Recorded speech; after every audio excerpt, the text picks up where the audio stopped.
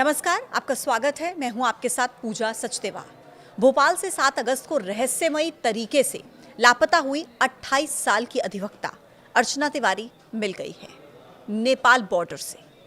लेकिन अर्चना नेपाल बॉर्डर कैसे पहुंची? क्या प्लानिंग थी? किसके साथ मिलकर प्लानिंग थी? अर्चना जाने कहां वाली थी? और अर्चना को लेकर पुलिस ने प्रेस कॉन्फ्रेंस में इस पूरे घटनाक्रम का खुलासा किया है। लेकिन ये केस जितना सीधा दिख रहा था उतना ही जटिल निकला। आपको इस वीडियो में मैं बताऊंगी इस पूरी प्लानिंग की शुरुआत आखिर कहां से हुई, कैसे हुई, किसके साथ मिलकर हुई और किस मंशा से हुई। देखिए, अर्चना कटनी की रहने वाली है। जबलपुर में वकालत की प्रैक्टिस कर चुकी है। बाद में वो इंदौर शिफ्ट हो गई और वहीं से जुडिशियल सर्विस की तैयारी कर रही थी। लेकिन अचानक 7 अगस्त को वो हॉस्टल से निकलती है और 12 दिन तक उसका कुछ अता पता नहीं। कहाँ है, किसके साथ है, कहाँ पर नहीं है, क्या हुआ है अर्चना के साथ, किसी को 12 दिन तक कुछ पता नहीं था।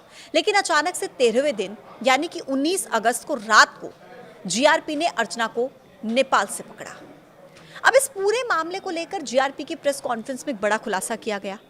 उन्होंने बताया कि अर्चना तिवारी के लिए लगातार शादी के रिश्ते आ रहे थे, लेकिन वो शादी करना नहीं चाहती थी। परिवार वाले शादी का दबाव बना रहे थे। शुजालपुर के रहने वाले सारांश के साथ अर्चना की इंदौर में दोस्ती हुई थी। एक ही ट्रेन में उस दिन वो दोनों यात्रा कर रहे थे। लेकिन इसी दौरान दोनों ने ये प्लानिंग बनाई। रेल विभाग की तरफ से ये बताया गया, जीआरपी की तरफ से ये बताया गया कि अर्चना के घर वालों ने पटवारी के साथ रिश्ता तय कर दिया था और घर वालों ने अर्चना पर पढ़ाई छोड़कर शादी का दबाव बनाया। अब अर्चना ने सारांश के साथ हरदा में एक ढाबे में बैठकर बातचीत की और भागने की प्लानिंग बनाई। लेकिन बाद में भागने की प्लानिंग कैंसिल कर दी और गुमशुदगी की साजिश रची। अर्चना को लगा कि जीआरपी मिसिंग केस पर इतना ध्यान नहीं देती। तेजिंदर नाम के एक व्यक्ति का भी जिक्र किया गया जिसने इटारसी स्टेशन की जानकारी दी। तेजिंदर ट्रेन में इटारसी तक अर्चना के साथ गया था। यानी कि अर्चना और ये जो तेजिंदर नाम का व्यक्ति था, ये दोनों ट्रेन में इटारसी तक साथ थे। और उसने अर्चना के कपड़े और मोबाइल दिए, अर्चना को कपड़े दिए, मोबाइल दिए, ताकि वो मिडघाट के जंगल में उन्हें फेंक कर पुलिस को गुमराह कर सके। यानी कि अर्चना ने कहा कि ये जो कपड़े और जो मोबाइल फ़ोन है इसे मिडघाट के जंगल में फेंक दिया जाए। अब जो कपड़े अपने साथ तेजिंदर लेकर आया था वो कपड़े उसने अर्चना को दिए और अर्चना ने ट्रेन के भीतर कपड़े चेंज किए पुलिस को गुमराह करने के लिए। फिर उसके बाद अर्चना B3 कोच से A2 कोच में जाकर बाहर निकली क्योंकि वहाँ पर CCTV नहीं था। सारांश अपनी कार से इटारसी पहुँचता है बाय रोड और अर्चना को वहाँ से वो लेकर गया। पुलिस ने बताया कि सारांश अपने साथ एक लड़के को भी लेकर आया था और उसे भी हमने राउंड अप कर लिया है। बयान भी रिकॉर्ड किए गए हैं। सारांश और अर्चना ने ऐसा रास्ता चुना जहाँ पर कोई टोल टैक्स ना हो, कोई CCTV कैमरा ना हो, ताकि वो इससे बच सकें। शुजालपुर से वो पहले बुरहानपुर गए, बुरहानपुर से फिर हैदराबाद, फिर दिल्ली और फिर लास्ट में वो नेपाल पहुँचे। अब नेपाल में सारांश ने अर्चना को छोड़ दिया और वहाँ से वो शुजालपुर वापस लौट आया। अब अर्चना ने अपनी कानूनी जानकारी का पूरा इस्तेमाल किया और सावधानी पूर्वक योजना बनाई ताकि वो पुलिस को पूरे तरीके से गुमराह कर सके।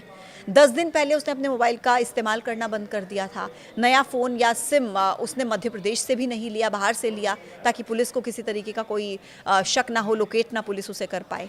यात्रा के दौरान वो कार की सीट पर लेटी रही ताकि वो CCTV की नज़र में ना आए।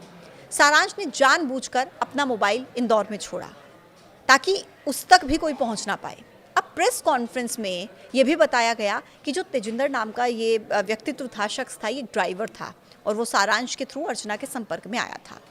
पुलिस ने बताया कि अर्चना के साथ सारांश की बातें व्हाट्सएप पर होती थी और इसलिए वो CDR में भी उसे डिटेक्ट नहीं कर पाए। टोल नाकों का पूरा ध्यान रखा गया। जब इन्हें लगा कि मीडिया में बहुत ज़्यादा हाइप हो गया है तो लगा कि अब तो मध्य प्रदेश छोड़कर जाना ही पड़ेगा। तेजिंदर ने सारांश से कुछ पैसे लिए थे कभी और आप मान लीजिए कि उसी का कर्ज उतारने के लिए वो इस केस में इन्वॉल्व रहा।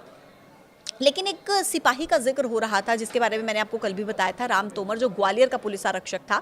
उसके बारे में जब पुलिस से सवाल पूछा गया तो पुलिस ने क्लियर किया कि राम तोमर का इस केस में कोई भी रोल नहीं है। यानी कि जो गुमशुदगी का केस है उसमें राम तोमर की कोई भूमिका नहीं है।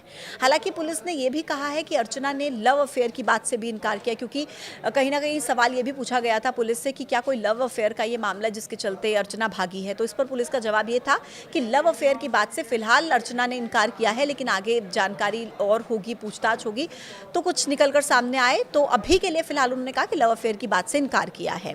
ये कहा है कि सारांश उसका दोस्त है। पुलिस ने पहले सारांश को राउंड अप किया और फिर उसके बाद पुलिस अर्चना तक पहुंची।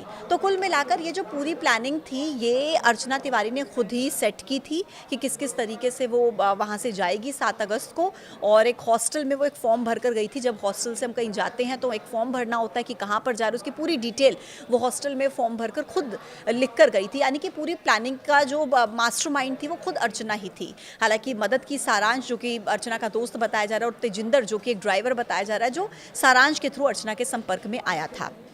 हालांकि अभी इस पूरे केस में देखते हैं आगे जाकर और क्या बड़े खुलासे होते हैं, लेकिन फिलहाल अभी तक जो पूछताछ हुई है उसके हिसाब से पुलिस यही बता रही है कि परिवार वालों ने शादी का दबाव बनाकर रखा था। अर्चना शादी नहीं करना चाहती थी, वो भी और पढ़ाई करना चाहती थी, वकालत की पढ़ाई अपनी पूरी करना चाहती थी, और इसी के चलते उसने ये पूरा प्लान बनाया। उसकी माँ से भी उसकी थोड़ी बहुत कहासुनी हुई थी, जिसके चलते अर्चना ने खुद ये पूरा प्लान अपनी गुमशुदगी का बनाया था।